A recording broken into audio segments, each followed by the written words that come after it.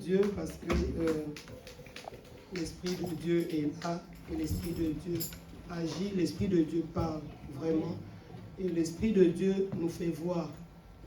Ce n'est pas pour faire de la pub, hein, mais l'Esprit de Dieu nous fait voir si nous sommes vraiment dans la volonté de Dieu. Parce que Maman Martine est allée dans Genèse et moi, j'avais prévu d'être dans Genèse. Amen. Maman Martine a parlé des choses et moi, je vais parler, non pas pour revenir sur, c'est ce que j'avais préparé. Je ne vais pas parler pour revenir sur ce qu'elle a dit, mais pour venir, comme papa dit, apporter, pour faire asseoir ce que Maman Martine nous a dit. Amen. Amen. Donc, nous repartons sur Genèse 1. Genèse 1, le verset 26.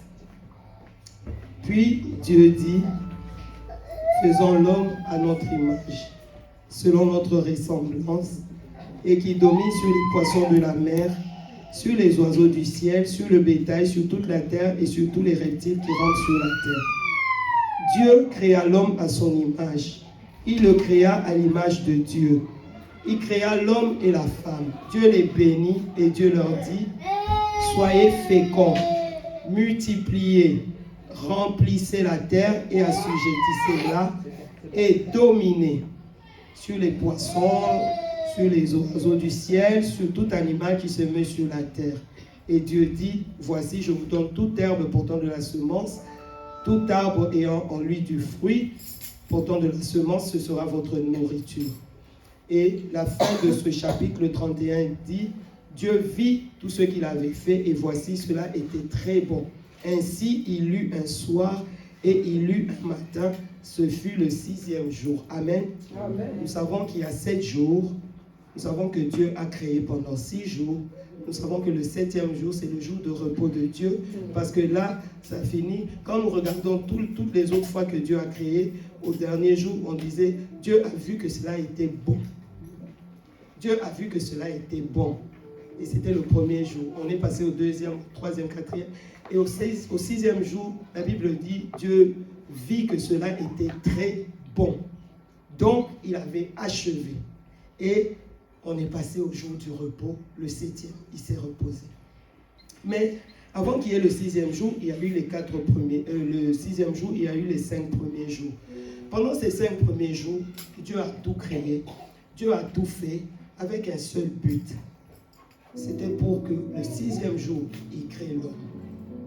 Parce que Dieu, quand Dieu créait, c'est pas qu'il se réveille le matin et dit, bon, aujourd'hui, qu'est-ce que je vais faire? Non. Il avait déjà tout planifié. Il avait déjà tout organisé avant que cela ne prenne vie. C'est pour ça même pour la création de l'homme, on dit, Dieu dit faisons l'homme, mais plus loin on va voir qu'il prit la terre, il fait l'homme. C'est-à-dire que ça a déjà été tout planifié dans le cœur de Dieu. Donc les 5 premiers jours, tout ce que Dieu a fait, il n'y a pas eu de hasard. Il a fait pour préparer la venue de l'homme. L'homme, quand il est venu, tout avait déjà été fait. Tout avait déjà été créé. C'était pour que l'homme vienne et qu'il prenne possession de tout cela.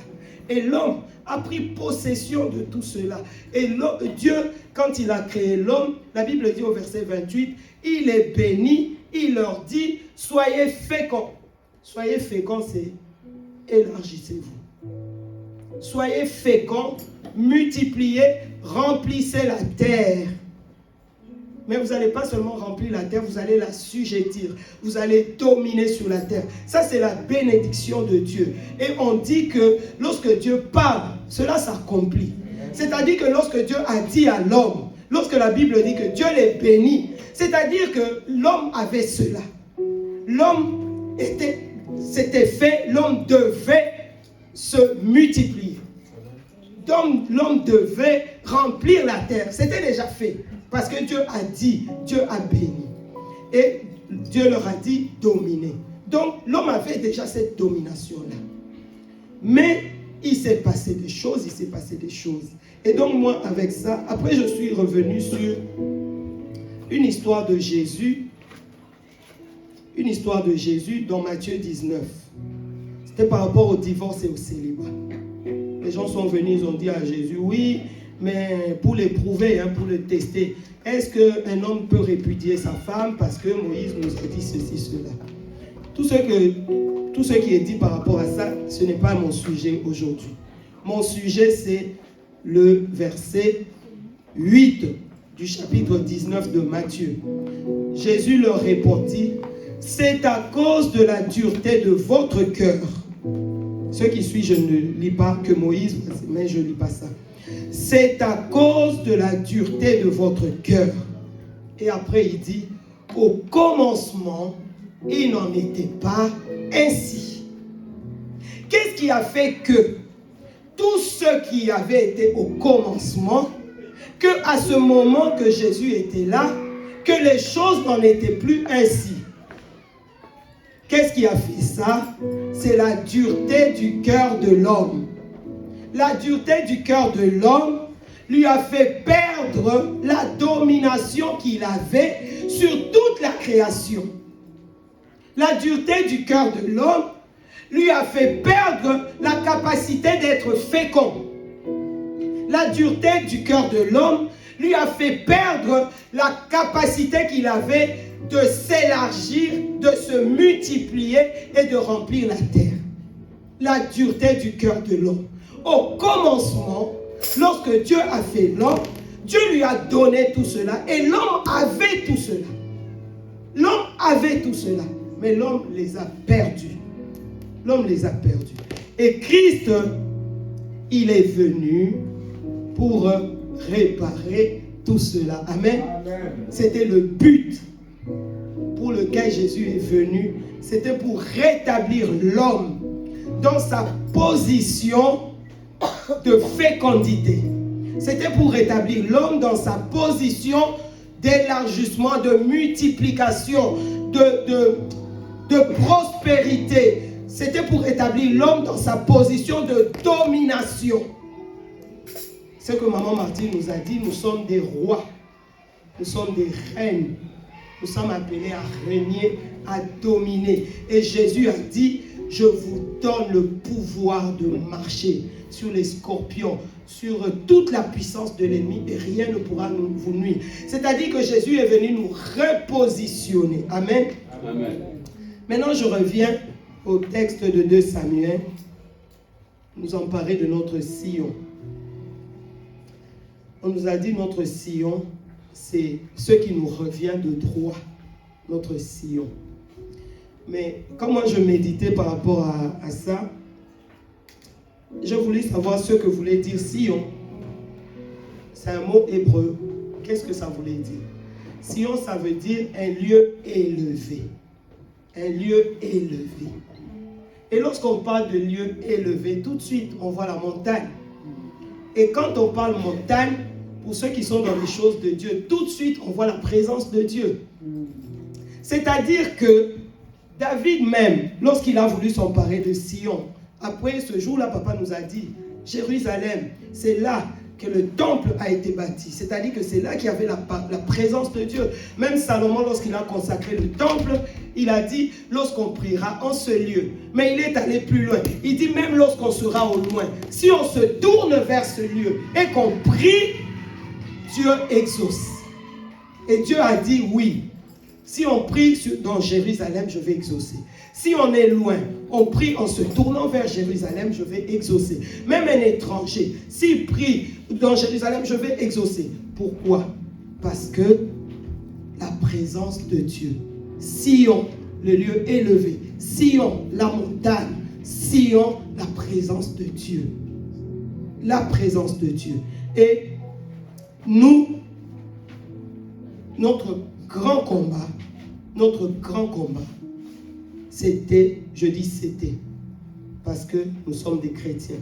Notre grand combat, c'était de reconquérir notre Sion qui avait été pris par l'ennemi. Et ce combat-là, il nous était impossible par nous-mêmes de remporter la victoire. Et Jésus est venu.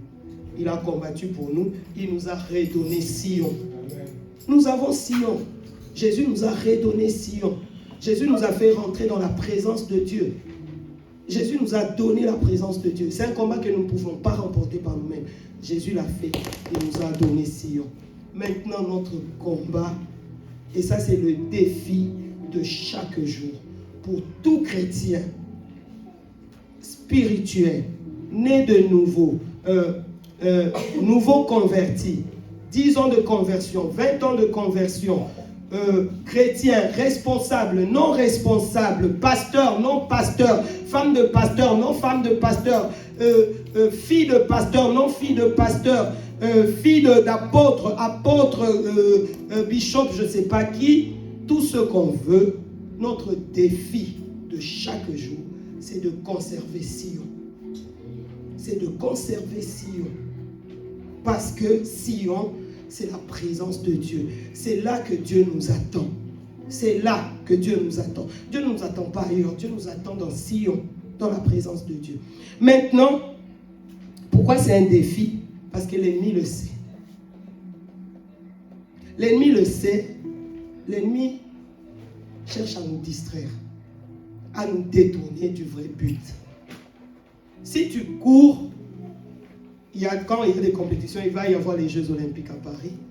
Il y aura les 100 mètres, il y aura les 200 mètres, il y aura les 1500 mètres. Si on siffle, vous êtes là sur le starting, je ne sais pas, starting block. Si on siffle, on donne le signal départ, vous commencez à courir. Si tu ne savais pas que vous étiez en train de courir les 200 mètres, tu vas courir 100 mètres et puis tu vas t'arrêter. Et tu vas croire que tu as remporté, mais tu n'as pas remporté. Parce que les autres savaient que c'était le 200 mètres. Ils ont couru jusqu'au 200 mètres. Même si tu avais atteint les 100 mètres en 8 secondes, que eux ils ont atteint les 100 mètres en 15 secondes, mais parce que eux ils ont fait les 200 mètres, ils ont remporté et toi tu n'as pas remporté.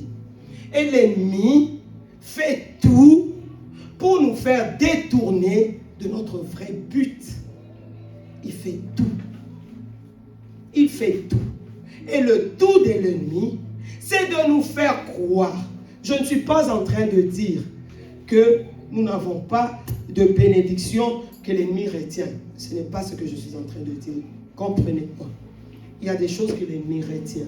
Il y a des choses que nous devons arracher d'entre les mains de l'ennemi.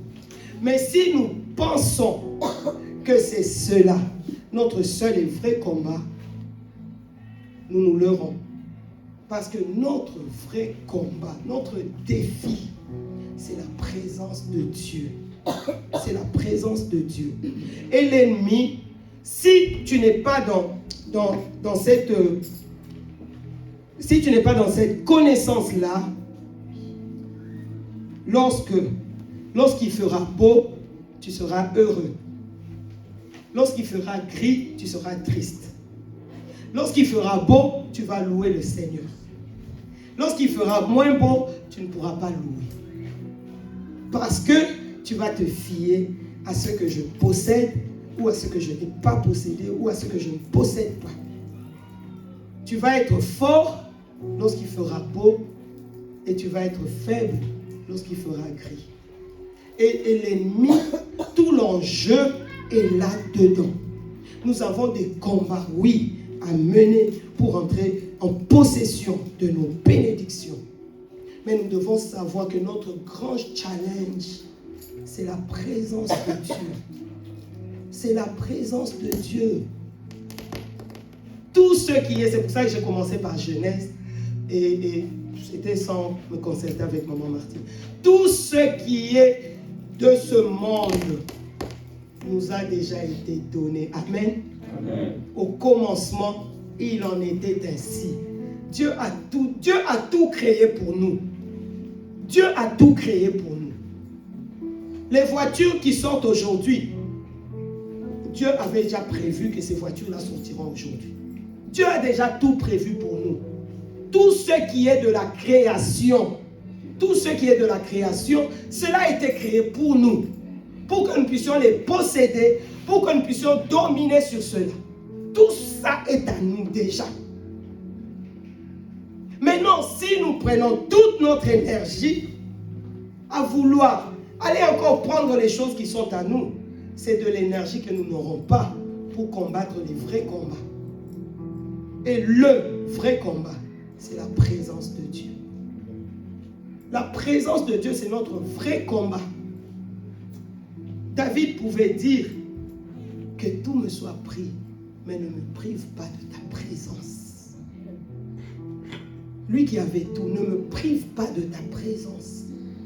La présence de Dieu, c'est notre défi de chaque jour. Et l'ennemi, comme il le sait, l'ennemi fait tout pour nous faire détourner de cela.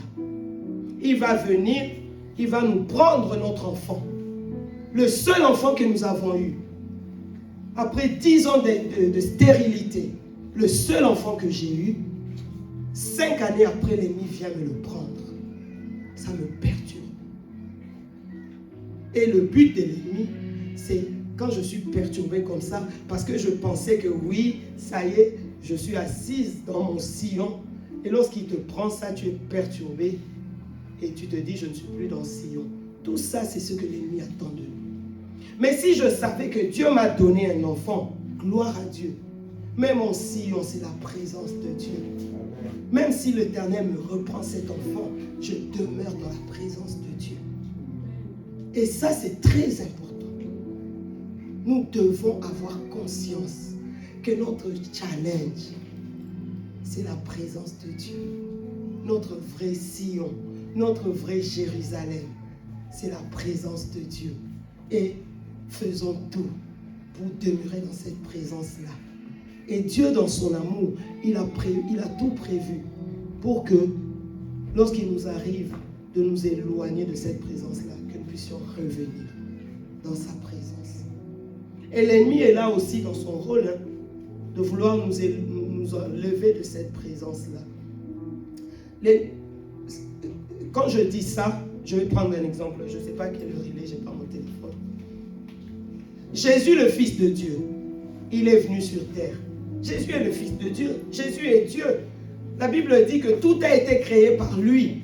Tout a été créé pour lui et tout a été créé en lui. Merci. Tout a été créé par lui.